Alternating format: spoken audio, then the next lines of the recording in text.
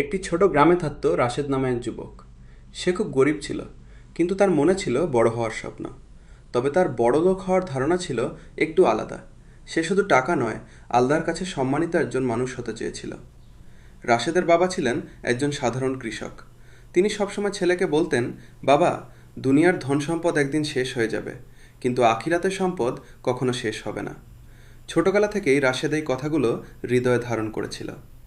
একদিন রাশেদ শহরে যাওয়ার সিদ্ধান্ত নিল। যাওয়ার আগে সে মসজিদে গিয়ে 2 রাকাত নামাজ পড়ল এবং আল্লাহর কাছে দোয়া করল, হে আল্লাহ, আমাকে এমন বড় করো যাতে আমি মানুষের উপকার করতে পারি এবং তোমার সন্তুষ্টি অর্জন করতে পারি। শহরে গিয়ে রাশেদ একটি ছোট চাকরি পেল। বেতন খুব কম ছিল, কিন্তু সে কখনো হারাম পথে যায়নি। তার অনেক বন্ধু তাকে বলতো, তুই যদি একটু চালাকি করিস তাহলে খুব দ্রুত ধনী হতে পারবি। কিন্তু রাশেদ তাদের কথায় কান দিত না।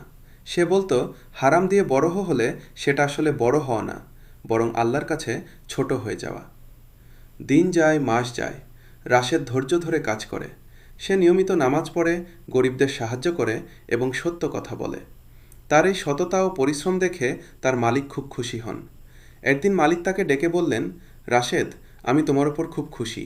তুমি সৎ, পরিশ্রমী এবং বিশ্বস্ত। আজ থেকে তুমি এই ব্যবসার বড় দায়িত্বে থাকবে। এভাবেই রাশেদের জীবন ধীরে ধীরে বদলাতে শুরু করল। তার আয় বাড়ল, সম্মান বাড়ল। কিন্তু সবচেয়ে বড় বিষয় হলো তার ঈমান আরও শক্ত হলো। সে কখনো অহংকার করেনি, বরং সবসময় আল্লাহর শুকরিয়া আদায় করত। একদিন গ্রামের এক পুরনো বন্ধু তার সাথে দেখা করতে এলো।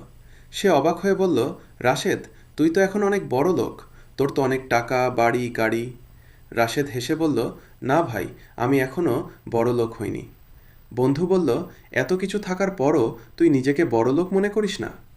রাশেদ তখন গভীরভাবে বলল, সত্যিকারের বড়লোক সে যার হৃদয়ে আল্লাহর ভয় আছে, যে মানুষের